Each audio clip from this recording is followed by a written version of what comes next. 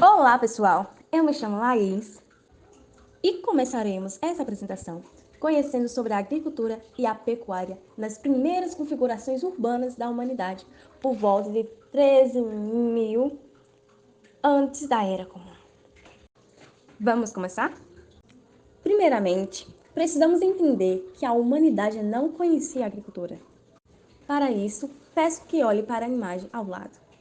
Como podem observar, os nossos ancestrais viviam em grupos pequenos, coletando frutos e bagas, e logo após o fim da safra, mudavam de localidade, nômade.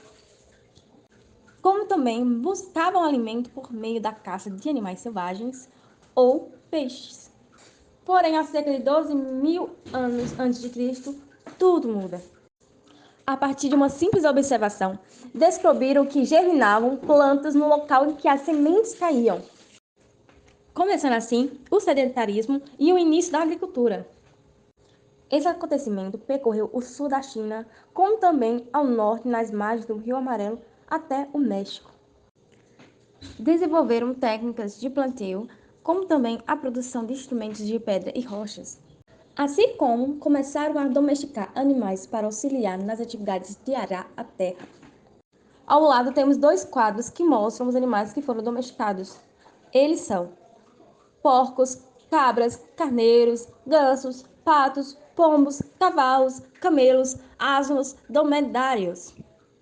Por exemplo, na calha do Tigre e do Eufrates, os seres humanos começaram a produzir o trigo e a cevada, pois perceberam que eram ricos em uma fonte de energia conhecida como carboidrato.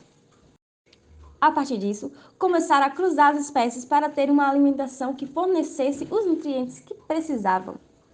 Por isso, as primeiras civilizações começaram a se estabelecer-se próximo aos rios, pois auxiliaria na irrigação das plantas. Sendo assim, a agricultura se desenvolveu melhor no crescente fértil entre o norte da África e o Oriente Médio.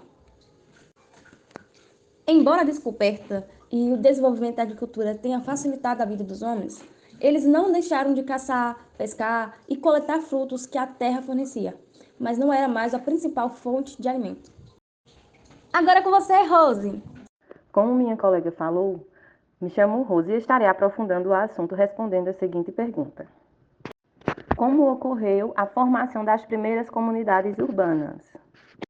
Como já foi dito, a agricultura e a domesticação de animais conduziu para a transição de nômades para a colônia segmentação social. Uma das cidades que se formou foi Jericó Neolítico. É a cidade mais antiga da Palestina. Ela se localiza próximo ao Mar Morto e ao Rio Jordão. Em sua localização, pode-se encontrar diversas fontes de água fresca. Por isso, antes de ser uma cidade, ela é um dos oásis natural do deserto, sendo esse um dos motivos que atraiu pessoas a residirem nesse local. Com relação à sociedade, apresentava um domínio do barro para produzir tijolo e edificar suas casas. Assim como usavam a pedra para fazerem vasos, como também negociavam uma pedra distante, chamada obsidiana. Mas é notável que ainda não conheciam a cerâmica. Ainda trata sobre o uso das pedras. Jericó é conhecida pela grande muralha de pedra que possivelmente servia como proteção para invasões inimigas e proteger de ataques de animais selvagens. Outra cidade formada é Çatalhöyük ou Çatalhöyük. Pronuncia-se Çatalhöyük. Além de ter uma importância para o início da arte, ela também carregava grandes informações sobre transição do homem nômade para colono. A sua cidade não tinha rua e nem calçadas. Como você pode observar ao lado, as casas eram construídas coladas umas nas outras. Entravam em suas casas por meio de buracos, circulando pela cidade através do telhado e desciam por meio de escadas. Essa abertura era preparada para ser fechada quando necessário. Cada casa, embora diferente em tamanho, consistia em uma sala, uma plataforma elevada dentro da sala e um depósito. As pessoas cozinhavam na sala principal e dormiam em plataformas elevadas. O fundo das plataformas era usado para um propósito diferente, que hoje nos parece assustador. Os residentes de Chatayoku, enterravam seus mortos aqui. Como em Jericó, os mortos eram colocados sob os pisos ou plataformas nas casas e, às vezes, os crânios eram removidos e engessados para se assemelharem aos rostos vivos. De acordo com alguns estudiosos, o modo de produção em Uyuk era basicamente o pastoreio e a agricultura. Os homens caçavam e as mulheres ficavam em casa e, possivelmente, desenvolveram habilidades na agricultura. Também é consenso entre esses estudiosos que nessa cidade havia o culto a uma deusa, a deusa mãe. Durante as escavações, foram encontradas várias estátuas que representavam a fertilidade, cada uma com características próprias, marcas distintivas de individualidades. Agora é com você, Bruno. Como minha colega falou, eu me chamo Bruno, Ícaro Bruno. E agora responderemos a seguinte pergunta: como surgiu os sumérios? No quarto milênio, antes da Era Comum, as duas grandes regiões irrigadas do Oriente Médio, no qual atraíam imigrantes e nômades, como também apresentaram aí um grande crescimento de sua população, são o Egito e a Baixa Mesopotâmia. Neste momento, irei focar na Baixa Mesopotâmia, pois é dela que surge a primeira grande civilização da Mesopotâmia. E depois falaremos do Egito. A Baixa Mesopotâmia era dividida em elemitas, atual sudeste do Irã, e semitas da Península Arábica. Elas se encontravam às margens do rio Tigre e do rio Eufrates, quando ambos desembocam direita e separadamente do Golfo da Pérsia, onde enfrentaram diversos desafios devido à região ser um grande pântano salobro, estarem sob constante ameaça de tempestade de areia, as chuvas incertas, malária, enchentes, vivendo em constante alerta. O grande impasse foi a falta de recurso, pois existia uma escassez de madeira e nem pedra para a realização das construções. Por exemplo, para construírem uma muralha, utilizaram-se de tijolos de barro cozidos ao sol. Os sumérios chegaram a registrar na epopeia de Gilgamesh a memória desse tempo, onde eles citam a cidade de Churupaq, que ficava às margens do Eufrates, conhecida como a cidade onde os deuses moravam e que os homens multiplicavam-se e o mundo bramia como um touro selvagem. E foi essa gente da Baixa Mesopotâmia, agitada, que fortificou uma rede de comércio e expandiu a agricultura. Por exemplo, eles construíram a famosa arquitetura conhecida como zigurates, que são templos religiosos destinados à moradia dos deuses, sendo essa a principal diferença das pirâmides.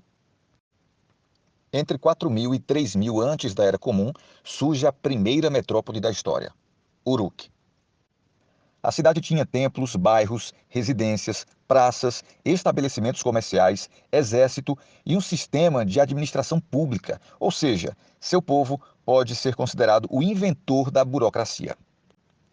Era uma cidade complexa por ter comportado 20.000 pessoas. Se observarmos ao lado, temos uma imagem ilustrativa do vaso de Uruk, 3200, 3000 antes da Era Comum, na qual descreve as diversas castas ou grupos sociais da época, tendo o sacerdote como líder. No final do quarto milênio, um povo começou a surgir nesta cidade, onde logo tomaram o comando das cidades. Na época, eles eram conhecidos como cabecinhas pretas, mas posteriormente se chamariam os sumérios. A sua origem é incerta. Provavelmente esse povo surgiu no sul, através do Golfo Pérsico, especificamente nas montanhas do Cáucaso.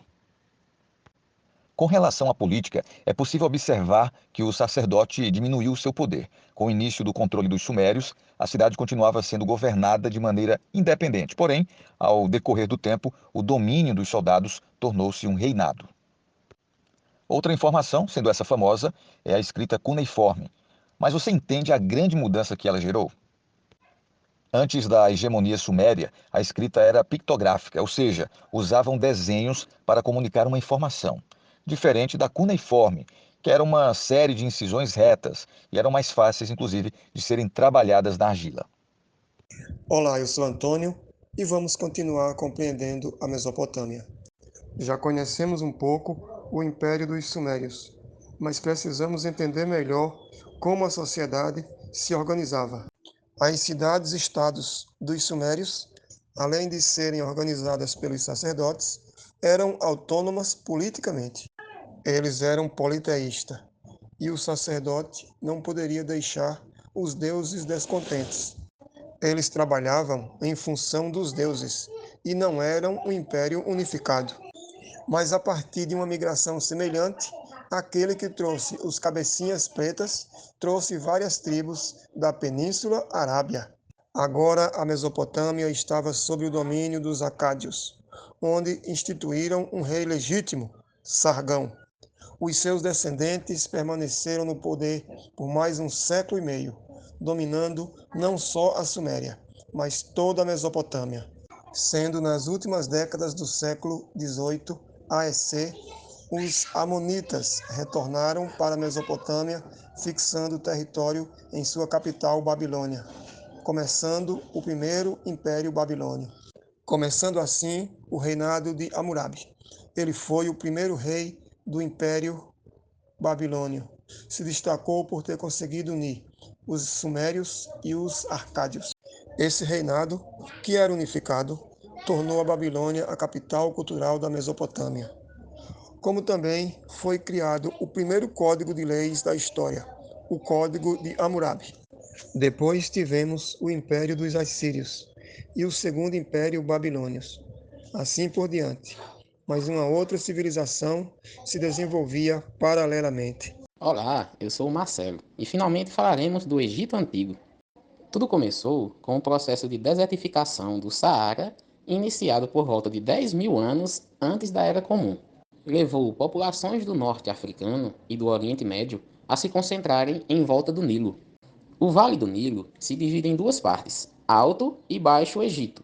A parte sul do Antigo Egito estava próximo a montanhas e possuía maior altitude em relação a outra região. Por isso, o nome Alto Egito. Já na porção norte, os níveis altimétricos eram menores. Com a proximidade do mar Mediterrâneo, aqui surgiu o termo Baixo Egito. Uma curiosidade, eles chamavam as terras do Nilo de Terra Preta, por dois motivos. A primeira está relacionada ao tom de pele, pois tinham peles escuras. E a segunda está ligada à cor preta, que significa fertilidade do húmus, vida, fartura. Diferente da Mesopotâmia, o Nilo seguia um ciclo definido. Então, a população sabia que, entre julho e outubro, era a estação da cheia. Novembro e fevereiro era marcado pelo excesso de água e semeadura. E, por fim, que março até junho era a época da colheita. No quarto milênio, antes da Era Comum, os povoados, em volta do Nilo, se organizavam individualmente em volta de uma aldeia fortificada e de um ancestral comum. Essas unidades serão chamadas de sepate e deram origem a uma boa parte da cultura egípcia tradicional. Esses pequenos agrupamentos lutavam pelo controle de terras agricultáveis e formando federações, que incluiriam mais sepate, mais ancestrais comuns. Sendo por volta de 3.150 antes da Era Comum, marcaria a unificação do primeiro império da história da humanidade, o Egito. O faraó Menés, do Alto Egito, uniu ambos os reinos. Ele foi a primeira autoridade a governar todas as comunidades do Egito Antigo. A organização social do Egito Antigo não apresentava modalidade entre as camadas. O nascimento determinava o seu lugar frente ao mundo egípcio. Essa era a sociedade do Antigo Egito. Obra arquitetônica, a Pirâmide do Egito. Nela, que o faraó, sua família, funcionários e sacerdotes eram sepultados. Por fim, em termos de cultura e religião, o Egito Antigo é reconhecido pelo politeísmo, a veneração de diversas divindades. Além disso, acreditavam no antropozoomorfismo dos deuses, ou seja, seres que possuíam características humanas e animais ao mesmo tempo.